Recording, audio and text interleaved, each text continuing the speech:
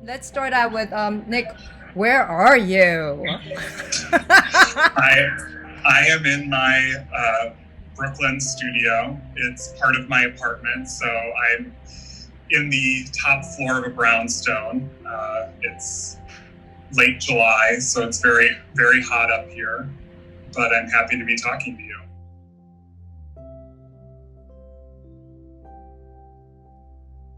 Yeah, I want to know, how have you been coping? I know you have your art to go to, but do you think it has changed somewhat?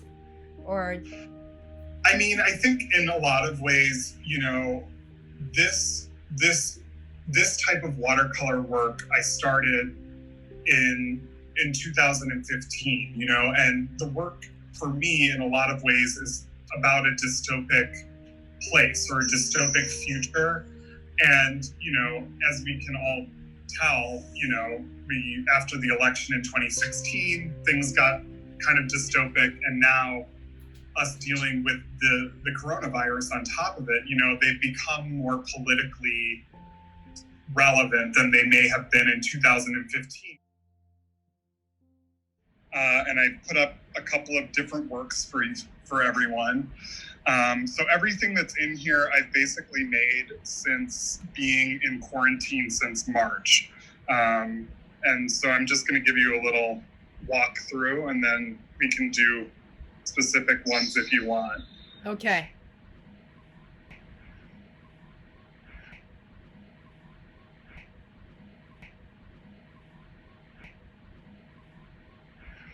And then I have two of these little guys here, which were from a project I did in early March, where I was making small drawings for $30 to help raise money for friends who are out of work because of COVID. And then this, I can't get far enough away from it because the studio is small, but this is a wall drawing that I've done in the studio, made with colored pencil directly on the wall. I'll give you a couple of little details of it. Wow, those look amazing. Yeah, it was the first time that I had tested colored pencil as a medium for these. Usually they were graphite, but I found this super hard colored pencil, which, really looks good on a matte surface. And then I'll do a little close up because these drawings are pretty sparse, but these are the last two that are left from that $30 drawing project, and they're just graphite drawings. And this is something that I started out doing, was mostly graphite drawings, and that's sort of how all of these watercolors start out. And I'm currently working on a watercolor here, so you can see how.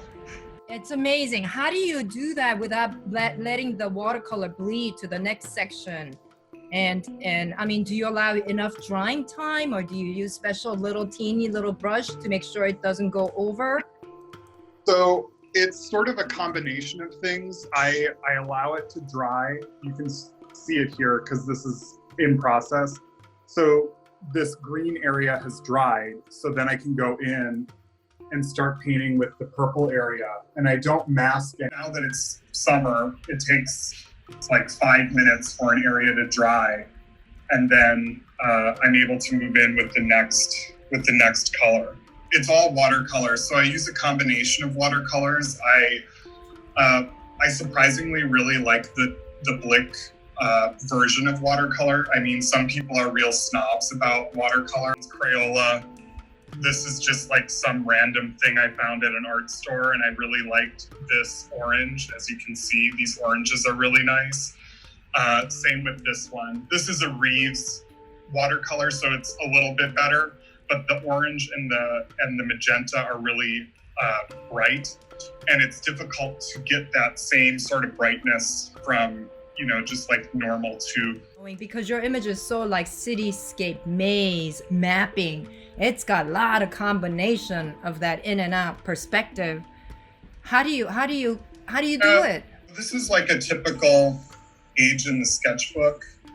I will plan out just generally how things should look on a page, but it may not. I mean, these are pretty simple, really.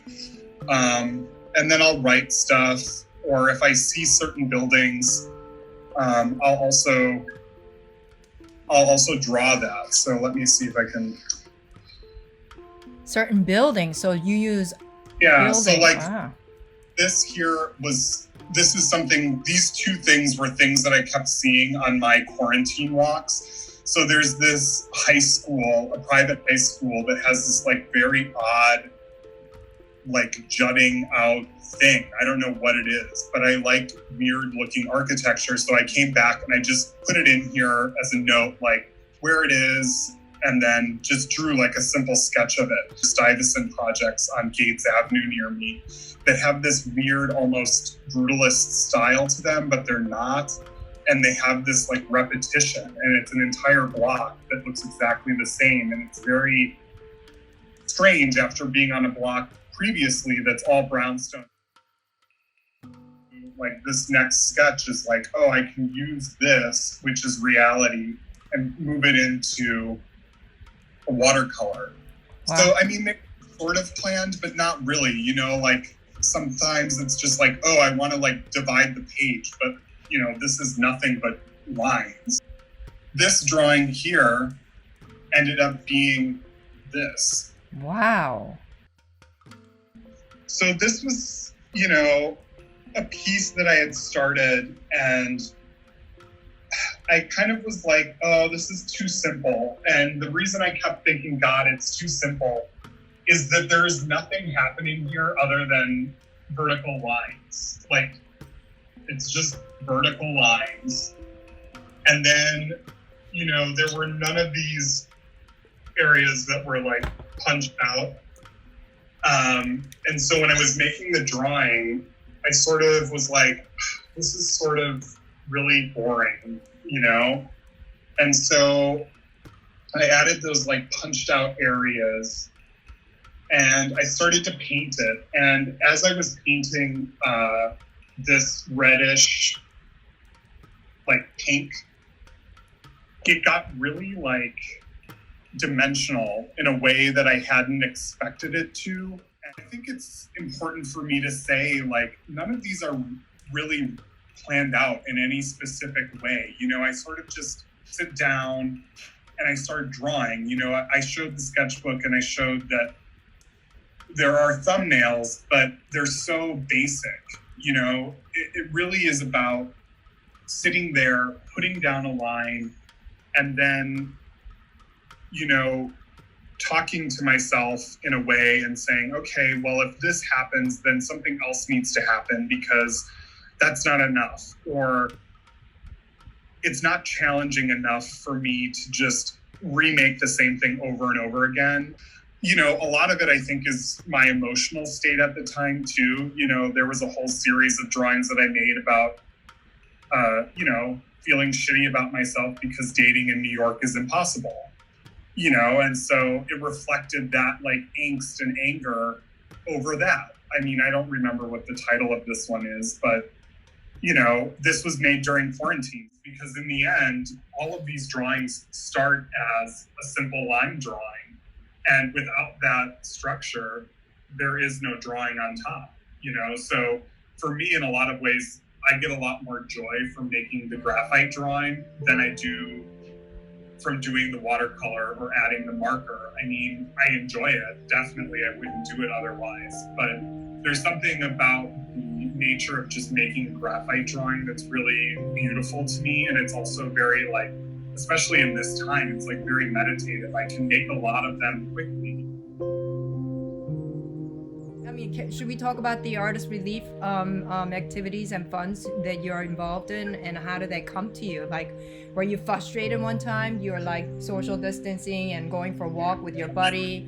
You know, I have a lot of artist friends, obviously, and the conversation kept happening like, oh, I don't know when I'm going to work again. You know, people say it's going to last 2 weeks. Well, I can last 2 weeks, you know, and then the conversation began like, oh, wait, this is not going to be 2 weeks.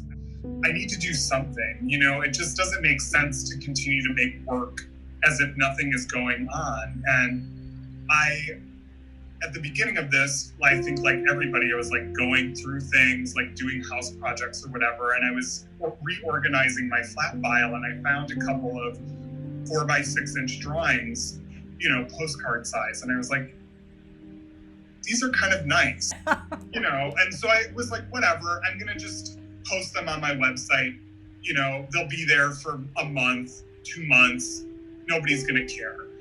So I put them on there, and 2 minutes later, every single one of them sold out. And so I just kept doing like more and more groups of them. And then it just got to a point where like I would post it on Instagram, I would post 8 of them, and they'd be gone in 5 minutes. And then I would get like grumpy DMs on my Instagram, like, how can you not tell me when this is happening? And it's like, guys, I can't tell you because there's new ones. And then somebody else is like, hey, asshole, my mom freaked out on me. Sorry, I'm guilty to Instagram messenger saying, what about the one with the purple? Yeah. And you're like, Maria. Could you make more that are orange? I don't have the numbers in front of me, but I think I was able to give 11 individual people $150 each. And then I was able to give money to Artist Relief Fund, and then a couple of nonprofit galleries that are really important that are run by artists, and money to the NAACP because we need to be doing that right now. So I loved it. I loved every minute of it because your intentions came through the social media, and I was just like, wow, it's admirable. I want more of people to be doing something like that. These interviews like you are what's keeping me going every day.